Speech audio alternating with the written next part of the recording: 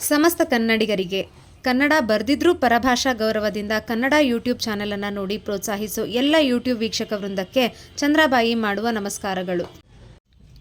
ಸುಧಾಮೂರ್ತಿ ಅಮ್ಮ ಬರೆದಿರುವಂತಹ ಯಶಸ್ವಿ ಪುಸ್ತಕ, ಸಂಚಿಕೆ 21. ಪಾಮಿಯೊಡನೆ ಮದುವೆಯಾಗಿ ಬಂದ ನಂತರ ಅರವಿಂದನಿಗೆ ನಂದಿಗ್ರಾಮ ಸ್ವರ್ಗದಂತೆ ಕಂಡರೆ ಅಚ್ಚರಿಯೇನೂ ಇಲ್ಲ. ಸದಾ ಉತ್ಸಾಹಿಯಾದ ಅವನಂತೆ ವಿಚಾರಧಾರೆಯ ಪತ್ನಿ ಸಕ್ರಿಯಳಾಗಿ ಅವನ ಎಲ್ಲ ಕೆಲಸಗಳಲ್ಲಿ ಪಾಲುಗೊಂಡಿದ್ದಳು. ಈ ಸಮಾಜದ ಬಗ್ಗೆ ಅವಳ ಜ್ಞಾನ ಚೆನ್ನಾಗಿಯೇ ಇದ್ದುದರಿಂದಲೂ ಇದಕ್ಕೂ ಮೊದಲು ಇಲ್ಲಿಗೆ ಬಂದಿದ್ದರಿಂದ ಈ ಸ್ಥಳ ಅಪರಿಚಿತವಾಗಿರಲಿಲ್ಲ. ಪಾಮಿ ಹೆಣ್ಣು ಮಕ್ಕಳಿಗೆ ರಾತ್ರಿಯ ಶಾಲೆಯನ್ನು ಆರಂಭಿಸಿದ್ದಳು. ಅವಳಿಗೆ ನಿರಾಶೆಯ ಕಲ್ಪನೆಯೇ ಇರಲಿಲ್ಲ. ಸದಾಕಾಲವೂ ಮುದದಿಂದ ಇರುವ ಸ್ವಭಾವ. ಅರವಿಂದ, ನಾನು ಡಾಕ್ಟರ್ ಆಗಿದ್ದರೆ ಎಷ್ಟು ಅನುಕೂಲವಾಗುತ್ತಿತ್ತು ಅಂತ ಈಗ ಅನಿಸುತ್ತದೆ. ನೀನು ನನ್ನನ್ನು ಭೇಟಿಯೇ ಆಗುತ್ತಿರಲಿಲ್ಲ ಎಂದು ಅರವಿಂದ ಛೇಡಿಸುತ್ತಿದ್ದ. ಪಾಮಿ ಇಲ್ಲದೆ ನಂದಿಗ್ರಾಮದಲ್ಲಿ ಇಷ್ಟೊಂದು ವರ್ಷ ಹೇಗೆ ಕಳೆದೆ ಎಂದು ಅರವಿಂದ ಅಚ್ಚರಿಗೊಳ್ಳುತ್ತಿದ್ದ. ಅವಳು ಅವನ ಜೀವನದ ಅವಿಭಾಜ್ಯ ಅಂಗವಾಗಿದ್ದಳು. ಜೀವನವು ಒಂದು ಸುಂದರ ಕವಿತೆಯಂತೆ ಅರವಿಂದನಿಗೆ ಅನಿಸಿತ್ತು. ಇದನ್ನು ಓದಲು ಅವನು ಉತ್ತರಾಗಿ ಮಕ್ಕಳೊಡನೆ ಬರಲು ಕಾಗದ ಬರೆದಿದ್ದ. ಅರವಿಂದನಿಗೆ ಸ್ತ್ರೀಯರ ಪರಿಚಯ ಕಡಿಮೆ. ಅವನು ನೋಡಿದ ಸ್ತ್ರೀಯರು ಕೇವಲ ಗೃಹಿಣಿಯರೋ ಇಲ್ಲವೇ ಇನ್ಸ್ಟಿಟ್ಯೂಟ್ನಲ್ಲಿದ್ದ ಸದಾಕಾಲವೂ ಕರಿಯರ್ ಗ್ರೇಡ್ ವಿಚಾರ ಮಾಡುವವರಾಗಿದ್ದರು. ಪಾಮಿ ಇವರಿಬ್ಬರ ಮಧ್ಯದಲ್ಲಿ ಇದ್ದಳು. ಅರವಿಂದ, ನಮ್ಮಿಬ್ಬರಲ್ಲಿ ಒಬ್ಬರಾದರೂ ರಾಜಕೀಯಕ್ಕೆ ಇಳಿಯಬೇಕು. ಪಾಮಿಯ ಸಲಹೆ ಬಹಳ ವಿಚಿತ್ರವೆನಿಸಿತು. ಪಾಮಿಯ ವಿಚಾರಗಳೇ ಬೇರೆ. ಇಲ್ಲ ಪಾಮಿ, ರಾಜಕೀಯದಲ್ಲಿ ಕೇವಲ ಹಣ ಅಧಿಕಾರ ಬೇಕಾದವರೇ ಹೋಗಬೇಕು. ಹಾಗಲ್ಲ ಅರವಿಂದ, ಅಧಿಕಾರವಿದ್ದರೆ ಜನಹಿತದ ಕೆಲಸ ಬೇಕಾದಷ್ಟು ಮಾಡಬಹುದು. ಸೇತುವೆ ಕಟ್ಟಬೇಕಾಗಿದೆ. ಇಲ್ಲಿ ಇನ್ನೂ 20 ವರ್ಷ ಆದರೂ ಆಗೋದಿಲ್ಲ. ನೀನು ಅಧಿಕಾರದಲ್ಲಿದ್ದರೆ ಇವು ಕಷ್ಟದ ಕೆಲಸವಲ್ಲ. ಅಧಿಕಾರವು ಅಷ್ಟು ಬೇಗ ಸಿಗುವುದಿಲ್ಲ. ಅರವಿಂದ, ಪ್ರಯತ್ನ ಮಾಡಬೇಕು. ನೀನು ಉಳಿದ ರಾಜಕಾರಣಿಗಳಂತೆ ಅಲ್ಲ. ಆದ್ದರಿಂದ ನೀನು ಪ್ರಯತ್ನ ಪಟ್ಟರೆ ಖಂಡಿತ ಮಾಡಬಹುದು. ಅರವಿಂದ ಒಪ್ಪಲಿಲ್ಲ. ವೀಣಾ ಸುಬ್ಬುವಿಗೆ ಯಕ್ಷ ಪ್ರಶ್ನೆಯಾದಳು. ಕೆಲವು ಬಾರಿ ನೀರಿನಂತೆ ಪಾರದರ್ಶಕವಾದರೆ ಕೆಲವು ವೇಳೆ ಉಕ್ಕಿನ ಕೋಟೆಯಂತೆ ಅಸಾಧ್ಯವಾಗಿ ಕಾಣುತ್ತಿದ್ದಳು. ಅವಳು ಯಾವ ವಿಚಾರವನ್ನು ಸುಬ್ಬುವಿನೊಂದಿಗೆ ಹೇಳುತ್ತಲೇ ಇರಲಿಲ್ಲ. ಪ್ರಾಯಶಃ ಅಕ್ಕ ತಂಗಿ ಅಣ್ಣ ತಮ್ಮ ಇಲ್ಲದೆ ಬೆಳೆದ ಅವಳು ಈ ತರಹ ಇರಬಹುದು ಅನಿಸಿದರೂ ಮನಸ್ಸು ಬೇಸರ ಪಡುತ್ತಿತ್ತು. ಕೈ ಹಿಡಿದ ಗಂಡ ಸಹ ಅವಳಿಗೆ ಪರಕೀಯ. ಅವಳಿಗೆ ಎಲ್ಲ ತರಹದ ಸ್ವಾತಂತ್ರ್ಯವಿತ್ತು. ಅವಳದೇ ಮನೆ, ಆಸ್ತಿ, ಹಣ. ಮದುವೆಯಾದಾಗಿನಿಂದ ಇಂದಿನವರೆಗೆ ಸುಬ್ಬುವಿಗೆ 1 ರೂಪಾಯಿ ಕೇಳಿರಲಿಲ್ಲ. ಅದೇ ಕಾರಣ ಅವಳು ನಿರ್ಲಿಪ್ತಳಾಗಿದ್ದಳೋ ಏನೋ. ಸುಬ್ಬುವಿನ ಯಾವ ಸ್ನೇಹಿತರೂ ಅವಳ ಸ್ನೇಹಿತರಾಗಿದ್ದಿಲ್ಲ.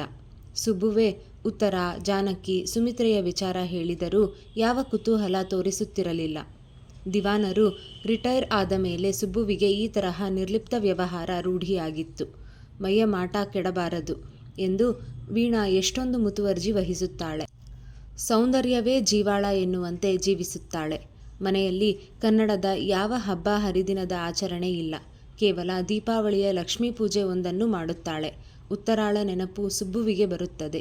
ಅವಳೂ ಶ್ರೀಮಂತರ ಮನೆಯಿಂದ ಬಂದರೂ ಹೀಗಿರಲಿಲ್ಲ. ವೀಣಾಗೆ ಹೊಂದಿಕೊಳ್ಳಲು ತನ್ನ ಸರ್ವಸ್ವವನ್ನೂ ತ್ಯಾಗ ಮಾಡಿದರೂ ಪ್ರಯೋಜನವಾಗಲಿಲ್ಲ. ಸರಳೆಯನ್ನು ಮದುವೆಯಾಗಿದ್ದರೆ ಜೀವನ ಈ ತರಹ ಅಸಹ್ಯವಾಗುತ್ತಿರಲಿಲ್ಲ. ಮುದ ತರುವ ಮನೆಯ ವಾತಾವರಣ ಆಗುತ್ತಿತ್ತೋ ಏನೋ ಎನ್ನುತ್ತಿದ್ದ ಸುಬ್ಬು. ಬಾಲ್ಯದ ಕಹಿ ಅನುಭವಗಳಿಂದ ಸುಬ್ಬು ಹಣವೇ ಸರ್ವಸ್ವ. ಅದರಿಂದ ಎಲ್ಲವನ್ನೂ ಕೊಳ್ಳಬಹುದು ಎಂದು ನಂಬಿದ್ದ. ಆದರೆ ಇಷ್ಟು ಹಣ ಕೈಯಲ್ಲಿ ಇದ್ದರೂ ಏನೋ ಕಳೆದುಕೊಂಡ ಭಾವನೆ ಸುಬ್ಬುವನ್ನು ಸದಾಕಾಲವೂ ಕಾಡುತ್ತದೆ. ಕಣ್ಣೀರು ತಿಳಿಯದೇ ತುಂಬಿ ಬರುತ್ತದೆ. ಪ್ರತಿ ತಿಂಗಳು ಜಾನಕಿಗೆ ನಿರಾಶೆ, ಅಸಹಾಯಕತೆ, ಕೋಪ ಬರುತ್ತದೆ. ಅವಳಿಗೀಗ ಎಲ್ಲವೂ ಇದೆ, ಆದರೆ ಮಗು ಇಲ್ಲ. ಮಗುವಿಲ್ಲದೆ ಅವಳಿಗೆ ತೃಪ್ತಿ ಇಲ್ಲ. ಜಾನಕಿ ತಾಯಿಯಾಗಲು ತವಕಿಸುತ್ತಿದ್ದಾಳೆ. ಉತ್ತರೆಗೆ 2 ಮಕ್ಕಳಾದಾಗ ತಾನು 1 ಮಗುವಿನ ತಾಯಿಯಾದರೆ ಎಷ್ಟು ಸುಂದರ ಎಂದು ಕನಸು ಕಾಣುತ್ತಾಳೆ. ಉತ್ತರೆ ತನ್ನ ಮಕ್ಕಳೊಡನೆ ಫೋಟೋ ಕಳಿಸಿದಾಗ ಜಾನಕಿಗೆ ಸಂತೋಷ ತಂದರೂ ತಾನೂ ತಾಯಿಯಾಗಿ ಉತ್ತರೆಯಂತೆ ಮಗುವಿನೊಡನೆ ಚಿತ್ರ ತೆಗೆಸಬೇಕು ಅನಿಸುವುದು. ಈ ವೈಭವ, ಹಣ, ಈ ಅಧಿಕಾರ ಎಲ್ಲವೂ ಇದೆ. ಆದರೆ ತಮ್ಮಿಬ್ಬರ ಪ್ರೇಮದ ಸಾಕ್ಷಿಯಾಗಿ ಒಂದು ಮಗು ಇದ್ದರೆ ಎಷ್ಟು ಸುಂದರ. ಅವಳಿಗೀಗ ವಯಸ್ಸು ಏರುತ್ತಿದೆ. ಬೇಗನೆ ಮಗು ಆದರೆ ಒಳ್ಳೆಯದಲ್ಲವೇ? ಆದರೆ ದೇಹ ಕಂಪ್ಯೂಟರ್ ತರಹ ಅಲ್ಲ. ಬೇಕೆಂದಾಗ ಮಗು ಸಿಗಲು ಸಾಧ್ಯವೇ? ಮೊದಲು ಹಣದ ಅಭಾವ, ಮಹೇಶನ ಓದು, ನಂತರ ಕೆರಿಯರ್ ಬೆಳೆಸುವುದು, ಹೀಗೆ ಮುಂದೂಡುತ್ತಿದ್ದ ಮಗು ಈಗ ಎಲ್ಲವೂ ಇದ್ದಾಗ ಬರುತ್ತಿಲ್ಲ. ಮಹೇಶನೇ ಅವಳಿಗೆ ಸಮಾಧಾನ ಹೇಳುತ್ತಿದ್ದ.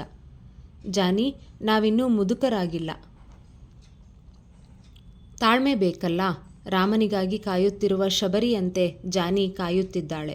ಆದರೆ ತನ್ನ ಕೆಲಸದ ಪ್ರಪಂಚದಲ್ಲಿ ಇದ್ದಾಗ ಜಾನಕಿ ಎಲ್ಲವನ್ನೂ ಮರೆತು ಹೋಗುವಳು. ಆದರೆ ಮನೆಗೆ ಬಂದಾಗ ಮಾತ್ರ ಅದೇ ವಿಚಾರ.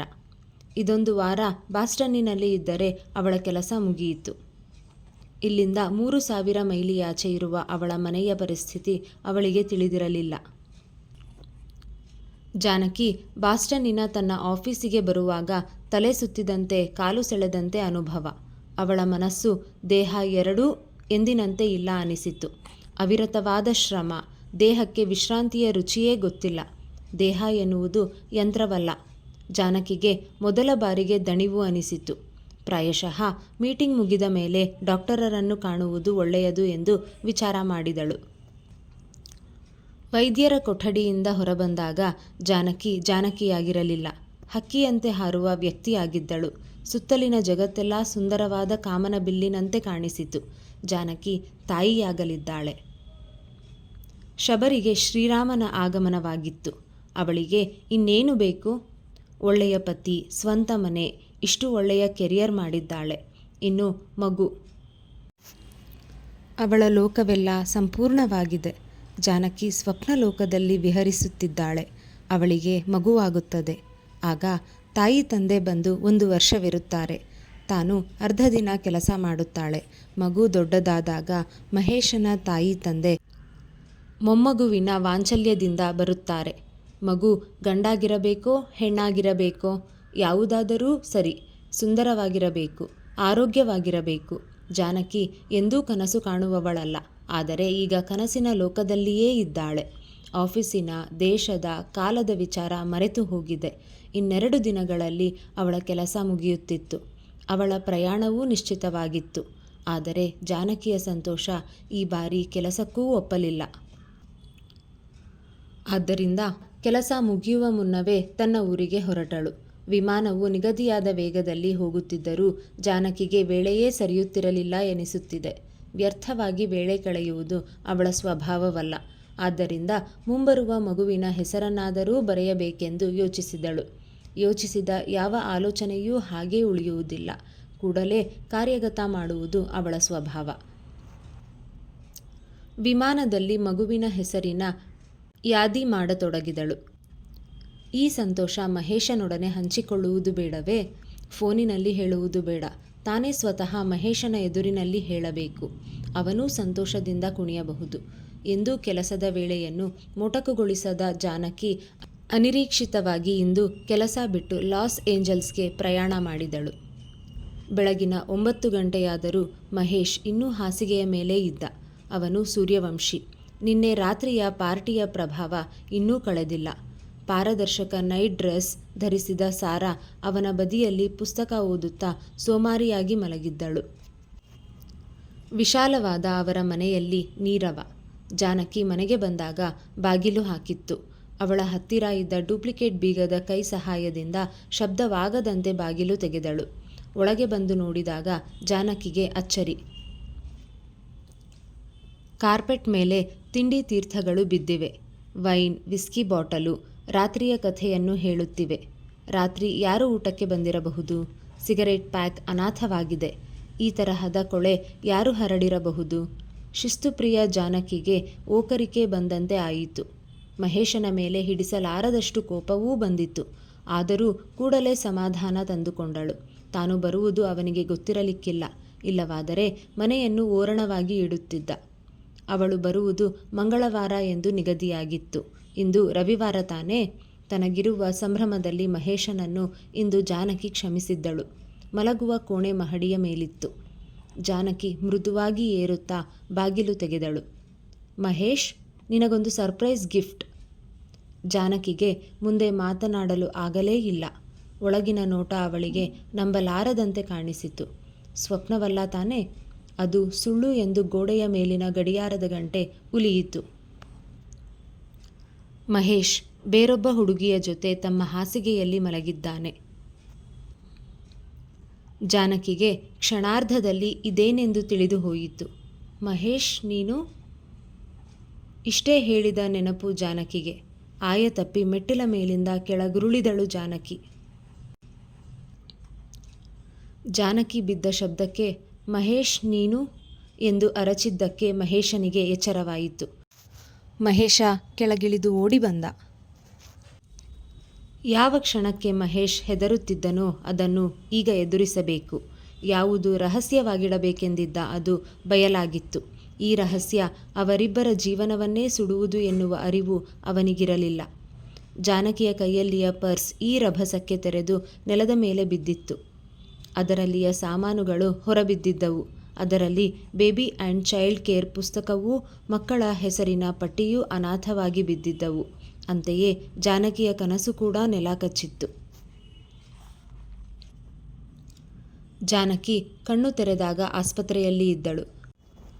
ಅವಳ ಮನಸ್ಸಿಗೆ ಆದ ಆಘಾತ, ನೋವು ಮತ್ತು ಮೇಲಿನಿಂದ ಬಿದ್ದ ಪೆಟ್ಟಿಗೆ ಗರ್ಭಸ್ರಾವ ಆಗಿ ಹೋಗಿತ್ತು. ಮಹೇಶ್ ಎಷ್ಟೇ ಮಾತನಾಡಲು ಪ್ರಯತ್ನಿಸಿದರೂ ಜಾನಕಿ ಮಾತನಾಡದೆ ಆಸ್ಪತ್ರೆಯ ಸೂರನ್ನೇ ನೋಡುತ್ತಿದ್ದಳು. ಅವಳ ನೋಟದಲ್ಲಿ ಏನು ಅಡಗಿತ್ತು? ಮಹೇಶ್ ಬೇರೆ ಬೇರೆ ರೀತಿಯಿಂದ ಕ್ಷಮೆ ಕೇಳುತ್ತಿದ್ದ. ಜಾನಿ, ಒಂದೇ ಸಲ ನನ್ನ ಕಡೆಗೆ ನೋಡು, ನನ್ನನ್ನು ಕ್ಷಮಿಸು. ಜಾನಿ ಏನೋ ತಿಳಿಯದೆ ತಪ್ಪು ಮಾಡಿದೆ. ಜಾನಿ, ಕ್ಷಮಿಸುವುದು ದೊಡ್ಡತನವಲ್ಲವೇ? ಮಹೇಶನಿಗೆ ಜಾನಕಿ ಗರ್ಭಿಣಿಯಾಗಿದ್ದಾಳೆಂದು ತಿಳಿದ ಮೇಲೆ ದುಃಖದಿಂದ ನೋವಿನಿಂದ ಕುಗ್ಗಿ ಹೋಗಿದ್ದ. ಆದರೆ ಮುತ್ತು ಒಡೆದಿತ್ತು, ಹಾಲು ಚೆಲ್ಲಿತ್ತು. ಜಾನಕಿ ಇನ್ನೆಂದಿಗೂ ಮುಂಚಿನಂತೆ ಆಗಲಾರಳು ಎನ್ನುವುದು ಅವನಿಗೆ ಗೊತ್ತಿತ್ತು. ಇಲ್ಲಿಗೆ ಈ ಸಂಚಿಕೆ ಪೂರ್ಣ. ಈಗ ಇಂದಿನ ಕಿವಿಮಾತು.